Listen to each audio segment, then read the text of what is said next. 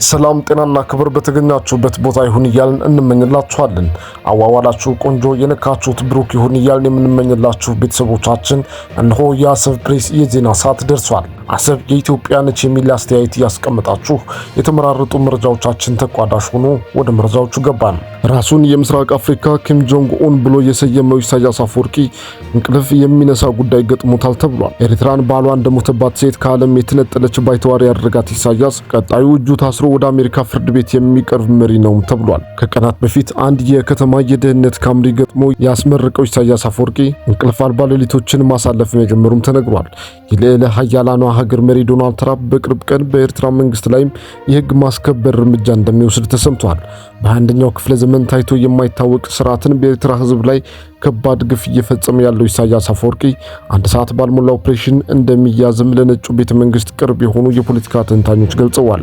በህዝብ ላይ የሚደርስን ግፍና በደል፣ ጭቆናና አምባገነናዊ አካሄድ አጥብቆ ይቃወማሉ ያለችው አሜሪካ ቀጣዩ እርምጃ ወደ ኤርትራ መንግስት መሆኑ የተረጋገጠ ሲሆን ለሶማሊላንድም ይፋዊ እውቅና ልትሰጥ እንደምትችል ተመላክቷል። የኤርትራን መንግስት በመቃወም ዓለም አቀፍ ንቅናቄ መፍጠር የቻሉ ኤርትራውያን ተደጋጋሚ የሆነ ኢሳያስን ልክ አስገቡልን የሚል ተማጽኖ ለነጩ ቤተ መንግስት ሰዎች ሲያስገቡ የከረሙ ሲሆን የኤርትራውያንን ብሶት የተመለከተው የትራምፕ አስተዳደር ፊቱን ወደ አስመራ የማዞሩም ነገር እውን እየሆነ መጥቷል። ራሱን የምስራቅ አፍሪካው ኪም ጆንግ ኡን ነኝ የሚለው ኢሳያስ አፈወርቂ በደቂቃዎች ኦፕሬሽን ታንቆ እንደሚወሰድም እየተገለጸ ይገኛል። አሜሪካ በቀይ ባህር ቀጠና የጦር ሰፈር ሊኖራት አይገባም በማለቱ ጥርስ ተነክሶበት የነበረው ኢሳያስ አፈወርቂ በፈረንጆች አዲስ ዓመት መጨረሻ ፍጻሜው እንደሚሆንም ተንታኞች እየገለጹ ነው። የኤርትራን ህዝብ ከእድገትና ከሌላው ዓለም ጋር ተግባብቶ እንዳይኖር አድርጎ ብቻውን ለ34 ዓመታት እየመራ የቆየው ኢሳያስ አፈወርቂ ስልጣኑን ቀድሞ ለሌላ ሰው ማስረከብ ከቻለ ከትራምፕ አደገኛ ጥቃት ራሱን ሊያተርፍ እንደሚችልም አንዳንድ ተንታኞች ገልጸዋል።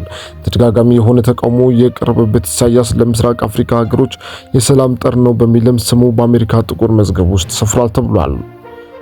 በሌላ መረጃም ጀነራሉ ወደ አዲስ አበባ አቅንተዋል። አጣብቂኝ ውስጥ የገቡት የትግራይ ጊዜያዊ አስተዳደር ፕሬዝዳንት ሌተናል ጀነራል ታደሰ ወረደ አዲስ አበባ መግባታቸው ተሰምቷል። ጀነራሉ በሁለት ሳምንት ገደማ ልዩነት ወደ አዲስ አበባ ያቀኑት ከፌደራል መንግስት የተሰጧቸውን ቁልፍ የቤት ስራዎችን ማስፈጸም መቸገራቸው እየተነገረበት ባለበት አጋጣሚ ነው።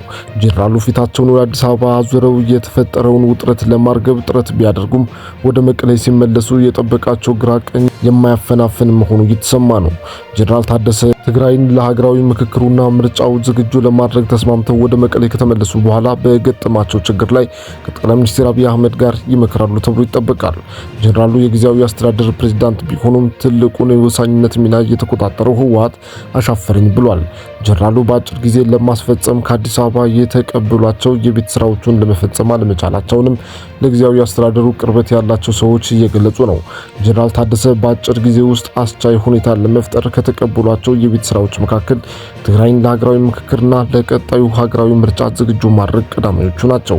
ህወሓት እንደ ወልቃይት ያሉ አወዛጋቢ አካባቢዎችን ካልተቆጣጠርንና ህጋዊ የፖለቲካ ፓርቲ ሰውነት ካልተመለሰ በሚል ትግራይን ለምክክርና ምርጫ በቅድመ ሁኔታ መገደቡ ይታወሳል። ትግራይን በበላይነት የተቆጣጠረው ህወሓት ይሁንታ ባለ መስጠቱ የአንድ ወር ገደማ እድሜ የቀረበው ሀገራዊ ምክክሩና 5 ወር የቀረው ሀገራዊ ምርጫ አይመለከተኝም የሚል አቋም ይዟል።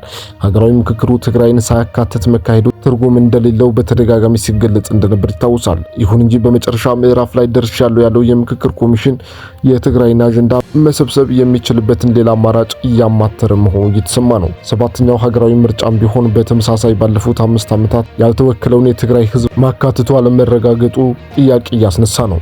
ምርጫ ቦርድ በትግራይ ክልል አስቻይ ሁኔታ መኖር አለመኖሩን ከጀነራል ታደሰ ወረደ አስተዳደር መረጃ እንዲቀርብለት የጠየቀ ቢሆንም ህወሓት እስካሁን ድረስ ይሁንታ አልሰጠም። በፌደራልና በህወሓት ውጥረት አጣብቂኝ ውስጥ የገቡ የሚመስሉት ጀነራል ታደሰ ወረደ እጃቸውን አጣጥፈው ላለመቀመጥ እየመከሩ እንደሆነ ተሰምቷል። ይሁን እንጂ ሰሞኑን ይበልጥ ያየነው የህወሓትና የፌደራል መንግስት በመወነጃጀል የተሞላው ምልልስ ውጥረቱን አባብሶታል።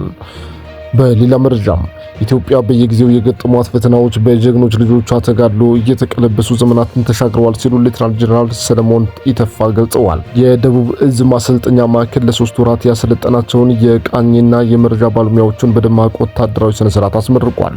የምረቃ መርሃ ግብሩ ላይ የተገኙት የደቡብ እዝ ዋና አዛዥ ሌተናል ጀነራል ሰለሞን ኢተፋ ኢትዮጵያ በየጊዜው የገጠሟት ፈተናዎች በጀግኖች ልጆቿ ተጋድሎ እየተቀለበሱ ዘመናትን በክብር ተሻግራለች ብለዋል። ባንዳዎች በሀገራችን ውስጥ የሚያደርጉትን የውክልና ጦርነት የኢትዮጵያ ከፍታ ከማይመኙ ባንዳዎች ጋር በማበር ነው ያሉት ሌተናል ጄኔራል ሰለሞን ይተፋ ጽንፈኛና አሸባሪ ቡድኖች ግባቸው የተዳከመች ኢትዮጵያን ማየት እንደሆነ ማብራርተዋል። መላው የጸጥታ ኃይልም የጠላቶቻችንን እኩይ ዓላማ በማክሸፍ በደምና በአጥንቱ ሀገራችንን እያስከበረ እንደሚገኝም ጄኔራል መኮንኑ ገልጸዋል። የደቡብ ዕዝ ማሰልጠኛ በየደረጃው ለሚገኙ አመራሮችና ለተዋጊ ኃይሎች የሚሰጠው የአቅም ግንባታ ስልጠና የዕዙን ተልዕኮ በማሳካት ረገድ ጉልህ ሚና እየተወጣ መሆኑንም ሌተናል ጄኔራል ሰለሞን ይተፋ ተናግረዋል። ማዕከሉ ጦርነትን ከሩቅ ለማስቀረትና ካጋጠመን በመጠነኛ ኪሳራ ጸረ ሰላም ኃይሎችን መደምሰስና የሀገራችንን ሉዓላዊነት በዘላቂነት ማስከበር የሚችል ጠንካራ ሰራዊት እየገነባ መሆኑን የደቡብ ዕዝ ማሰልጠኛ ማዕከል አዛዥ ኮሎኔል ቦጋለ ተገኔ አብራርተዋል። ወታደራዊ ሙያዊና ስነልቦናዊ ስልጠና ለሰልጣኞች በተግባርና በንድፈ ሐሳብ መሰጠቱንም ኮሎኔል ቦጋለ ተገኔ በሪፖርት ገልጸዋል። የውጭ መረጃም አስተማማኝ ሽግግር እስከሚካሄድ ድረስ አሜሪካ ቬንዙዌላን ታስተዳድራለች ሲሉ ትራምፕ ተናገሩ። ትራምፕ የአገሪቱን የነዳጅ ሀብት በተመለከተም ትላልቅ የአሜሪካ ኩባንያዎች ወደ ቬንዙዌላ ይገባሉ ብለዋል። ቬንዙዌላ ውስጥ ጥቃት እንዲፈጸም አዘው ፕሬዝዳንቱን በቁጥጥር ስር ያዋሉት ዶናልድ ትራምፕ አስተማማኝ ሁኔታ እስኪፈጠር ድረስ አሜሪካ ሀገሪቱን እንደምትመራ ተናገሩ። ፕሬዝዳንት ትራምፕ ቬንዙዌላ ላይ ድንገተኛ የኮማንዶ ጥቃት በመፈጸም የሀገሪቱ መሪ በአሜሪካ እጅ መግባታቸውን በተመለከተ በሰጡት ጋዜጣዊ መግለጫ አስተማማኝ ተገቢና ህጋዊ ሽግግር እስኪካሄድ ድረስ ቬንዙዌላን አሜሪካ ታስተዳድራለች ሲሉ በኩራት መናገራቸውን ቢቢሲ ዘግቧል። በጋዜጣዊ መግለጫቸው ላይ ትራምፕ የሀገሪቱን የነዳጅ ሀብት በተመለከተም ትላልቅ የአሜሪካ ኩባንያዎች ወደ ቬንዙዌላ በመግባት መሰረተ ልማቶቿን መልሶ በመጠገን ለሀገሪቱ ገቢ ማስገኘት ይጀምራል ሲሉም መናገራቸው ተዘግቧል። ከፍተኛ የነዳጅ ሀብት ያላት ቬንዙዌላ ባለፉት ሳምንታት ምርቷን ወደ ውጭ እንዳትልክ በአሜሪካ እንቅፋት ተፈጥሮባት ቆይቷል። ነዳጅ ጫኝ መርከቦቿንም ከነጭነታቸው በአሜሪካ ቁጥጥር ስር ወድቀዋል። ይህ በእንዲህ እንዳለ ፕሬዝዳንት ትራምፕ በወታደሮቻቸው ቁጥጥር ስር የገቡት ፕሬዝዳንት ማዱሮን ምስል አጋርተዋል ተብሏል። ምንጮች እንዳረጋገጡት ማዱሮን ያሳፈረው የአሜሪካ ጦር ሰራዊት አውሮፕላን በሰዓታት ውስጥ ኒውዮርክ ያርፋል። በእጽና በጦር መሳሪያ ወንጀሎች ክስ የተመሰረተባቸው ኒኮላስ ማዱሮ አሜሪካ እንደደረሱ ጦር ሰራዊቱ ለፌዴራል መንግስቱ ባለስልጣናት አሳልፈው እንደሚሰጧቸውና በሚቀጥለው ሳምንትም ኒውዮርክ ውስጥ ከሚገኝ ፍርድ ቤት ይቀርባሉ ተብሎ እንደሚጠበቅም ዘገባው አመላክቷል። በተያያዘም የኖቤል ኢስላም ሽልማት አሸናፊና የቬንዙዌላ ተቃዋሚ መሪ ማሪያ ኮሪና ማቻዶ አሜሪካ በቬንዙዌላ ፕሬዝዳንት ኒኮላስ ማዱሮ ላይ የወሰደችውን እርምጃና ወታደራዊ ጣልቃ ገብነት በመደገፍ የሀገሪቱ የነጻነት ሰዓት ደርሷል ሲሉ ተናገሩ። ማቻዶ በማህበራዊ ትስስር ገጻቸው ባስተላለፉት መልእክት ፕሬዝዳንት ኒኮላስ ማዱሮ በድርድር ስልጣን ለመልቀቅ ፈቃደኛ ባለመሆናቸው ከስልጣን እንዲወገዱ መደረጉን ገልጸዋል። አያይዘውም የ2024 ምርጫ የተቃዋሚዎች እጩ የነበሩት ኤድሙንዶ ጎንዛሌዝ አሁን የፕሬዝዳንትነት ስልጣኑን መቀበልና መረከብ እንዳለባቸው አሳስበዋል።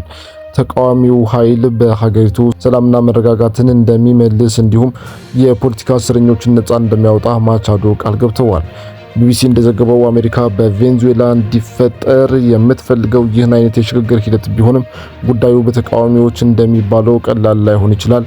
ማዱሮ በሀገሪቱ ውስጥ አሁንም ያላቸውን አጋሮችና የጥቅም ተጋሪዎች ግምት ውስጥ በማስገባት እነዚህ ኃይሎች የራሳቸውን ደህንነት ለመጠበቅ ሲሉ በቀላሉ እጃቸውን ላይሰጡና ወደ ግጭት ሊገቡ የሚችሉበት እድል ሰፊ ነው።